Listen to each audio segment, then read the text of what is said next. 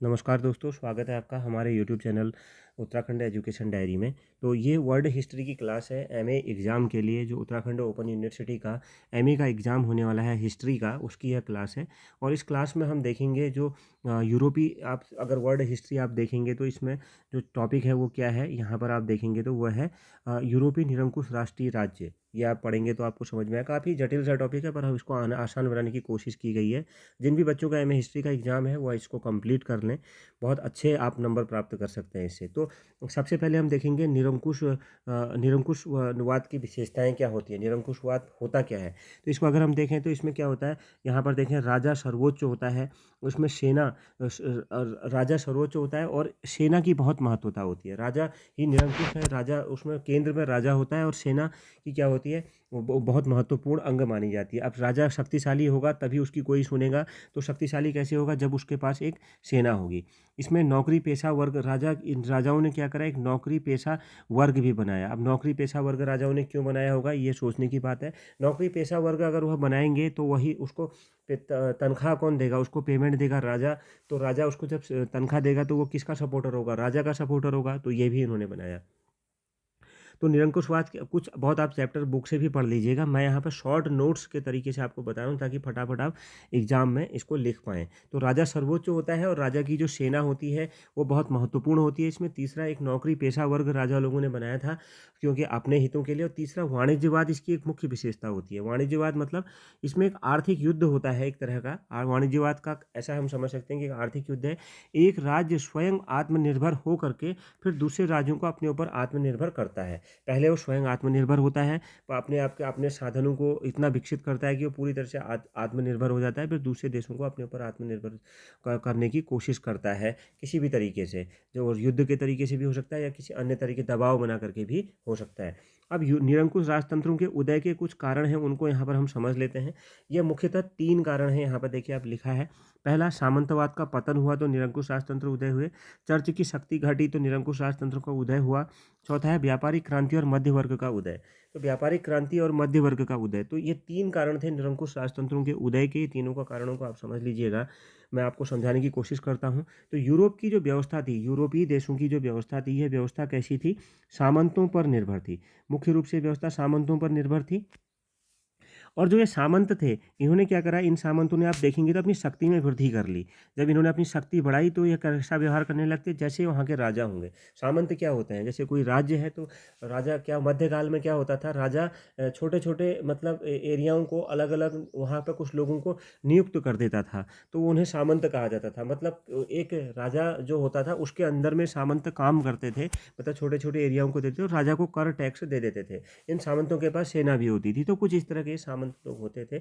लेकिन इन्होंने जो क्या करा, यूरोप की व्यवस्था में सामंतों पर निर्भर थी पूरी तरीके से। जैसे माना ये राजा है, इसको ऐसे समझ सकते हैं, ये एक राज्य है और यहाँ पर राजा है, तो ये राज्य के एरिया हैं अलग अलग। तो राजा ने क्या करा, इन सब एरिया में एक आदमी यहाँ पर दे दिया, एक यहाँ पर, एक यहाँ पर, एक यहाँ पर, एक यहाँ पर। ये सब अपने इन राज्यों की पूरी व्यवस्था ये लोग देखते थे जो इसके अंदर हैं। तो इस तरीके से क्या हो गया, जब ये लोग इसकी व्यवस्था को देख देख रहे हैं इस एरिया की, तो राजा के पास कर देता था। तो लेकिन ये लोग क्या करने लगे, छोटे-छोटे एरियाओं के जो ये लोग थे, ये राजाओं जैसा व्यवहार खुद करने लगे थे। तो जब ये राजाओं का जैसा व्यवहार करने लगे, सामंतवादी व्यवस्था में हुआ क्या, जब ये सामंतवादी व्यवस्था में कृषक, श्रमिक की दशा बहुत ही दयनीय थी और राजा की शक्ति बहुत सीमित हो गई थी, क्योंकि ये बहुत शक्तिशाली हो गई थी अपनी शक्ति में वृद्धि करके। फिर क्या हुआ, अचानक से राजा की शक्ति में जब कमी हो गई, तो राजा ने क्या किया, नए विचारक आए। नए विचारक जो उस समय पे थे, जो दार्शनिक थे, वो नए दार्शनिक आए। देखिए शॉर्ट नोट्स हैं, आपको डिटेल में ज़्यादा पढ़ना है तो आप बुक में पढ़ सकते हैं, लेकिन यह एग्ज़ाम की दृष्टि से फटाफट आप एग्ज़ाम में लिख सकें, आपकी तैयारी रही है, तो इसलिए यह क्लास है। नए विचारकों के आए, उन्होंने तो अपने नए विचार दिए, तो उससे राजा को क्या हुआ, बहुत फ़ायदा हुआ। उसने राजा ने क्या करा, उन विचारों को अपनाया और निरंकुश राजतंत्रों के उदय में यह काफ़ी महत्वपूर्ण भूमिका थी विचारकों की। बारूद का आविष्कार हो चुका था, तोप का प्रयोग राजा ने करने लगे थे राजा लोग, और सैनिक शक्ति में वृद्धि करी राजा ने। तो राजा ने क्या करा, नए विचारकों के आने के बाद बारूद और तोप का प्रयोग, एक तो नए विचारक आए, उनके विचारों को माना और बारूद और तोप का प्रयोग भी करना शुरू किया, और सैनिक शक्ति में भी क्या करी, अपनी वृद्धि करी। क्या करी? सैनिक शक्ति में वृद्धि करी। जब सैनिक शक्ति में वृद्धि हो गई तो राजा क्या करा? सामंतों को नष्ट करने के लिए प्रेरित हुआ, मतलब सामंतों की शक्ति को नष्ट। अब ठीक ही हो गया, अभी राजा सामंतों का, राजा को पूछ नहीं रहे थे सामंत, अब राजा के पास जैसे ही नए बेचारा के बारूद तोप का प्रयोग करने लगे तो क्या हुआ? सैनिक शक्ति में इसकी क्या हो गई? वृद्धि हो गई। सैनिक शक्ति में वृद्धि हुई तो तुरंत क्या करेगा? सामंत ही इसको परेशान कर रहे थे राजा को यूरोप में, तो उनकी सैनिक शक्ति में को नष्ट करने के लिए प्रेरित हुआ। और कृषक तथा इसमें क्या हुआ? ये लोग जो हमने यहाँ पर देखा, ये जो लोग हैं ये काफ़ी ज़्यादा परेशान थे, ये वाले कृषक तथा श्रमिक। इन्होंने क्या करा? राजा को सहयोग करा। इसमें क्या देखिए, इस यहाँ से हमने ये एरो लगाया हुआ है, इन्होंने क्या करा? राजा को, यहाँ पर अगर आप देखेंगे तो राजा को इन लोगों ने सहयोग करा। क्यों? क्योंकि ये सामंतों से काफ़ी ज़्यादा क्या थे? परेशान थे। अब अगर हम आगे बढ़ते हैं तो बारूद का देखिए, बारूद का प्रयोग जो है राजा ने जब प्रयोग करा तो सामंतों के ऊपर, सामंतों के अभेद्य दुर्ग होते थे, ठीक है? उन दुर्गों को तो तोड़ा नहीं जा सकता था। तो राजा ने क्या करा? जब बारूद का प्रयोग करना शुरू करा तो अभेद्य दुर्ग तोड़े गए। सैनिक शक्ति, अब क्या हुआ? राजा की इससे शक्ति बढ़ गई। क्या हुआ? राजा की शक्ति बढ़ी। तो उसने क्या करा? केंद्रित सरकार कायम करी। जो केंद्रित शासन पहले सामंतों में बांट दिया गया था, मतलब उसका क्या कर दिया गया था? पृथक्करण कर दिया गया था शासन का। तो वो उसको फिर से क्या करा? सारी शक्ति राजा ने अपने हाथ में ले ली, सामंतों को हरा करके। अब एक यहाँ पर क्या हुआ? व्यापारिक क्रांति भी हो गई। अब व्यापारिक क्रांति जब हुई तो राजा के पास क्या हुआ? आया, धन आया। इस धन से उसने क्या करा? अपनी सैन्य शक्ति बढ़ाई राजा ने, और सत्ता के, अब सैन्य शक्ति बढ़ाई, सैन्य शक्ति बढ़ी तो सत्ता के विस्तार में यह उपयोगी सिद्ध हुई। मतलब सेना जितनी बड़ी होगी, पैदल सेना बढ़ाई राजाओं ने, तो उससे क्या हुआ? राजा के सत्तार में, राजा के सत्ता के विस्तार में यह बहुत ज़्यादा उपयोगी सिद्ध हुई। अब मध्ययुगीन जो धर्म युद्ध थे, मध्ययुगीन धर्म युद्ध अगर हम देखें तो मध्ययुगीन धर्म युद्ध में सामंत क्या थे? हो गए थे, धर्म युगों के युद्ध के कारण सामंत दुर्बल हो गए थे और राजा की शक्ति क्या हो गई? बढ़ी। और इधर क्या दूसरी चीज़ क्या हुआ? जो कैथोलिक चर्च की शक्ति भी कम हो गई थी धर्म युद्ध के कारण। तो चर्च, कैथोलिक चर्च की शक्ति की, कैथोलिक चर्च जिसके ऊपर राजा का, मतलब कैथोलिक चर्च का राजा से भी जो ऊपर था, राजा भी उसके अंडर में काम करता था, उसकी शक्ति कम हो गई। तो इसके क्या हुआ? जैसे ही कैथोलिक चर्च की शक्ति कम हुई तो राजा के ऊपर पोप की सत्ता समाप्त हो गई और राष्ट्रीयता की भावना को क्या मिला? बल मिला। ये चीज़ सोचने की है। तो इस तरीके से राष्ट्रीयता का उत्थान हुआ और कैथोलिक धर्म सुधार ने राष्ट्रीयता का उत्थान किया, ठीक है? तो हमारा पहले कारण क्या थे? निरंकुश राज्यों के उदय के जो हमने कारण देखे, ये सारे कारण मैंने आपको यहाँ पर डिटेल में बता दिए हैं। निरंकुशवाद की विशेषताएं: राजा सर्वोच्च होता है, सेना होती है राजा की शक्तिशाली, नौकरी पेशा वर्ग राजाओं ने विकसित किया, वाणिज्यवाद। उदय के कारण सामंतवाद का चर्चित शक्ति का ह्रास, व्यापारिक क्रांति और मध्य वर्ग का उदय। अब हम देखते हैं कुछ प्रमुख यूरोपीय निरंकुश जो राष्ट्रीय राज्य हैं उनके बारे में यहाँ पर समझने की कोशिश करते हैं। ये बहुत इंपॉर्टेंट है, एग्जाम में इससे एक प्रश्न बनता ही बनता है। पहला हम देखते हैं इंग्लैंड। इंग्लैंड में क्या था? राष्ट्रीय एकता स्थापित करने वाला यह क्या था? पहला राज्य था। राष्ट्रीय एकता स्थापित करने वाला पहला राज्य था। शतवर्षीय जब युद्ध समाप्त हुआ, शतवर्षीय युद्ध जैसे ही इंग्लैंड में समाप्त हुआ, इसको आप बुक से पढ़ लीजिएगा, मैं ज़्यादा डिटेल चर्चा नहीं करूंगा। तो सामंती युद्ध प्रारंभ हो गया। इस युद्ध को गुलाबों का युद्ध भी कहा जाता है। शतवर्षीय युद्ध समाप्त हुआ तो सामंतों का युद्ध प्रारंभ हुआ, और सामंतों के युद्ध प्रारंभ, इसे गुलाबों का युद्ध भी कहा जाता है। बहुत महत्वपूर्ण है, यह पूछा भी जाता है कि कब से कब तक हुआ था। 1485 से कब से हुआ था? 1455 से 1485 तक। अब थोड़ा सा समझिए, काफ़ी आसान तरीके से आप समझ लेंगे। एक हेनरी ट्यूडर नाम का राजा था। जैसे ही यह सिंहासन पर बैठा, इसको हेनरी सप्तम भी कहा जाता है, हेनरी ट्यूडर। इसने ट्यूडर वंश की स्थापना करी। जैसे ही हेनरी ट्यूडर या हेनरी सप्तम सिंहासन पर बैठा था, इसने ट्यूडर वंश की स्थापना करी। किस वंश की? ट्यूडर वंश की। ट्यूडर वंश को श्रेय जाता है इंग्लैंड को राष्ट्रीय राज्य बनाने का, या निरंकुश राष्ट्रीय राज्य बनाने का, इसी को श्रेय जाता है। हेनरी ट्यूडर को कुछ सफलताएं मिली। क्या मिली? गुलाबों के युद्ध से। हेनरी ट्यूडर जो है, इसको गुलाबों के युद्ध से 2 लाभ हुए। देखिए एरो खींचा हुआ है नीचे को। पहला, शक्तिशाली सामंत। इस गुलाबों के युद्ध में क्या था? सामंत आपस में लड़ करके इन्होंने अपने को इतना कमजोर कर लिया कि राजा को मौका मिला। इससे क्या हुआ? शक्तिशाली सामंत मर गए और मध्य वर्ग का उदय हुआ। जो सामंतों से परेशान वर्ग था, उस वर्ग का उदय हुआ। इसने अपने फायदे के लिए क्या करा? राजा का साथ दिया, सामंतों का साथ नहीं दिया, क्योंकि सामंत तरह तरह के कर, टैक्स ये सब लगाते थे। लेकिन इसको पता था कि अगर राजा का साथ दूंगा तो इनका हित होगा, ये काफ़ी धन संपत्ति अर्जित कर पाएंगे। तो जो गुलाबों के युद्ध से 2 लाभ हुए, शक्तिशाली सामंत मर गए और मध्य वर्ग का उदय हुआ। इसने अपने फायदे के लिए राजा का साथ दिया, ठीक है। इस जन समर्थन से राजा ने निरंकुश शासन राजतंत्र स्थापित किया। ध्यान रखिएगा, बहुत आसान है। इंग्लैंड में क्या हुई, फिर से मैं रिपीट रिपीट कर रहा हूँ, आप अगर शुरू से इसको देखें, मैं अगर इसको रिपीट करूँ शुरू से, तो आप यहाँ पे देखेंगे यहाँ से, तो इसको देखिए इसमें है क्या? इसमें है ये कि राष्ट्रीय एकता स्थापित करने वाला पहला राज्य था। शतवर्षीय युद्ध समाप्त हुआ तो सामंती युद्ध प्रारंभ हुए, जो क्या चला, इसको गुलाबों का युद्ध भी कहते हैं, 1455 से 1485 तक हुआ। हेनरी ट्यूडर जैसे ही इस गद्दी पर सिंहासन बैठा बैठा तो इसने ट्यूडर वंश की स्थापना करी। हेनरी ट्यूडर को हेनरी सप्तम भी कहते हैं, ध्यान रखिएगा। और इस ट्यूडर वंश का श्रेय क्या है? इंग्लैंड को राष्ट्रीय राज्य बनाने का श्रेय जाता है। गुलाबों के युद्ध से हेनरी सप्तम को दो लाभ हुए थे। पहला, शक्तिशाली सामंत मर गए, मध्य वर्ग का उदय हुआ। शक्तिशाली सामंत मर गए तो डर खत्म हो गया राजा का कि अब वो आक्रमण करेंगे या कुछ करेंगे। दूसरा, शक्तिशाली मध्य वर्ग का उदय हुआ और मध्य वर्ग ने अपने फायदे के लिए राजा का साथ दिया। अब जब राजा को जन समर्थन मिला तो उसने निरंकुश राजतंत्र क्या स्थापित किया। आगे देखते हैं हेनरी अष्टम। हेनरी अष्टम को अगर हम देखें तो हेनरी अष्टम क्या है? हेनरी अष्टम, ये भी बहुत महत्वपूर्ण है। हेनरी अष्टम ने धर्म सुधार, अब हेनरी अष्टम वही हैं, अगर आपने पिछला चैप्टर पढ़ा होगा तो हेनरी अष्टम क्या करना चाहते थे? अपनी पत्नी कैथरीन को तलाक दे करके क्या करना चाहते थे? मतलब दूसरा विवाह करना चाहते थे, पर पोप उनको इसकी इजाज़त नहीं दे रहा था।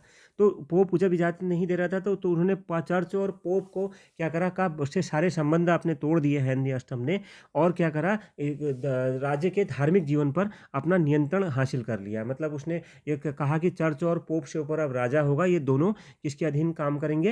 राजा के अधीन काम करेंगे। मतलब राजा के अधीन काम करने वाली संस्था कहा दोनों को, ऐसा करा हेनरी अष्टम ने। अब जब ऐसा करा तो उसने राजा को देश के धार्मिक जीवन पर नियंत्रण का अधिकार मिल गया। तो कहीं ना कहीं चर्च और पोप की सत्ता समाप्त हो गई। इसने 42 सूत्री अपनी एक मतलब 42 सिद्धांत भी दिए थे, वो भी पूछा जाता है। अगर आपने इससे पहले वाले चैप्टर पढ़े होंगे तो वहाँ पर आपको इसका पता चलेगा, पुनर्जागरण के काल में, उस चैप्टर में है। अब देखिए ट्यूडर शासकों ने के शासनकाल में क्या क्या हुआ था। ट्यूडर शासक, इंग्लैंड में व्यापारिक प्रगति हुई, दुनिया में इंग्लैंड का महत्व बढ़ा ट्यूडर शासकों के। पर इनके बाद जो शासक आए इन्होंने ट्यूडर शासकों के शासनकाल में पहला तो क्या हुआ, इंग्लैंड का पूरी दुनिया में क्या हुई, प्रतिष्ठा हुआ और व्यापारिक प्रगति हुई, दुनिया में इसका नाम हुआ इंग्लैंड का बहुत ज़्यादा। इन्होंने क्या करा, संसद द्वारा जनता पर शासन किया, जनता को अपने पक्ष में रखा।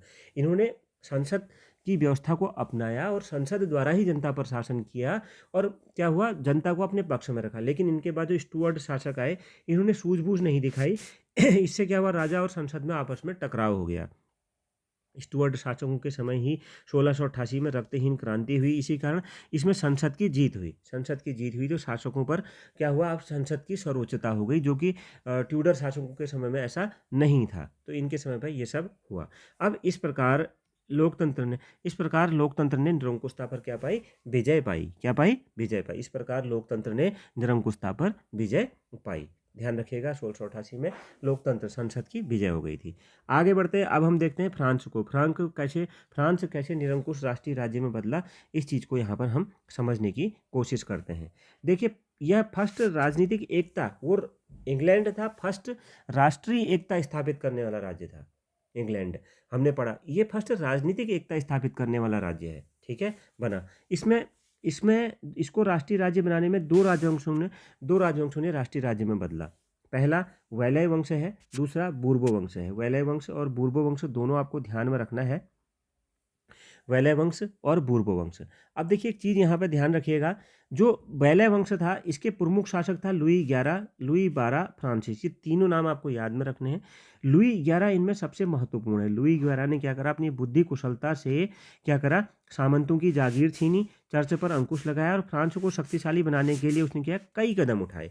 जैसे उसने क्या क्या कदम उठाए, पहला कदम उठाया, उसने उद्योग धंधों का विकास किया। उसके बाद उसने जहाज़ों का निर्माण किया। जहाज़ों का निर्माण करेगा तो बंदरगाहों को भी विकसित करना ही पड़ेगा। जहाज़ उन दिनों उड़ने वाले तो थे नहीं, पानी के ही जहाज़ थे। उद्योग धंधों का विकास किया, जहाज़ का निर्माण किया, बंदरगाहों को विकसित किया। पूरे राज्य में उसने एक सी मुद्रा चलाई, ताकि क्या हो सके, अलग अलग मुद्रा न हो, जालसाजी कम हो और उसे तुरंत लाभ प्राप्त हो सके। और उसने क्या रहा, माप तोल कानून भी बनाया, मतलब कोई जालसाजी ना हो, जिससे राजा को क्या हो, अधिक से अधिक लाभ प्राप्त हो। और माप तोल कानून बनाया, मतलब कोई गलत तरीके का नहीं तोल के किसी को भी धोखेबाजी कर सकता था फ्रांसिस। अब देखिए यहाँ पर लुई 11 ने इतनी चीज़ें करी, लेकिन लुई 12 उतना महत्वपूर्ण नहीं है। फ्रांसिस के समय में क्या हुआ, यहाँ धर्म सुधार आंदोलन हुआ। फ्रांसिस की मृत्यु के बाद धर्म सुधार आंदोलन हुआ। फ्रांसिस की जब मृत्यु हो गई तो धर्म सुधार आंदोलन हुआ और फ्रांस की राष्ट्रीय एकता पर एक संकट फिर से आ गया था। क्या आ गया था, फ्रांस की राष्ट्रीय एकता पर फिर से संकट आ गया था। अब हम थोड़ा सा बूर्बो-वंश के बारे में भी समझेंगे। इन्होंने भी क्या करा, बूर्बो-वंश में ने भी मतलब निरंकुश राष्ट्रीय राज्य बनाने में बहुत ज़्यादा इनका महत्वपूर्ण है। इनमें एक हेनरी, नवारे का हेनरी ऐसा एक राजा था, इसको हेनरी चतुर्थ भी कहा जाता था। यह बूर्बो वंश का संस्थापक था। बूर्बो वंश ने 200 वर्षों तक शासन किया था। हेनरी जो था, हेनरी चतुर्थ या नवारे का हेनरी जो था, एक महान राजा था। यूरोप में सबसे शक्तिशाली बनाया इसने फ्रांस को, ये ध्यान रखिएगा। आगे बढ़ते हैं। इसका पुत्र जो था लुई 13 जब राजा बना तो ये अयोग्य था, लेकिन इसको रिशलू नामक एक व्यक्ति का सहयोग प्राप्त हुआ जो बहुत ही योग्य व्यक्ति था। इसने इसे अपना प्रधानमंत्री बनाया। ये एक बहुत अच्छी चीज़ थी कि इसने अपना प्रधानमंत्री बना लिया अयोग्य होते हुए। इस रिशलू का नाम आपको याद रखना है। इसके दो महत्वपूर्ण लक्ष्य थे, राजा को फ्रांस में संप्रभु बनाना और फ्रांस को यूरोप में सर्वश्रेष्ठ बनाना। दो इसके लक्ष्य थे। क्या? राजा को फ्रांस में संप्रभु बनाना, मतलब राजा को हर तरह के अधिकार दिलाना, किसी भी तरह चाहे किसी भी तरह। संप्रभुता का मतलब आप जानते होंगे कि सारे निर्णय लेने में, अपने आंतरिक निर्णय लेने में, सभी निर्णयों में राजा स्वतंत्र हो, इस तरह का इसने। दूसरा, फ्रांस को यूरोप में शक्तिशाली बनाना। अब यहाँ पर राजा का विरोध करने वाला एक वर्ग था, ध्यान रखिएगा, वो थे कालीनवादी प्रोटेस्टेंट।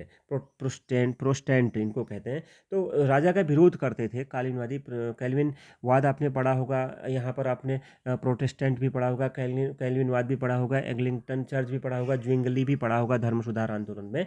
तो उन्हीं में से कैल्विनवादी थे। इनको क्या करा, इनको कैल्विनवादी प्रोटेस्टेंट थे, इन्होंने क्या करा, राजा का विरोध करा, मतलब लुई 13 का विरोध करा।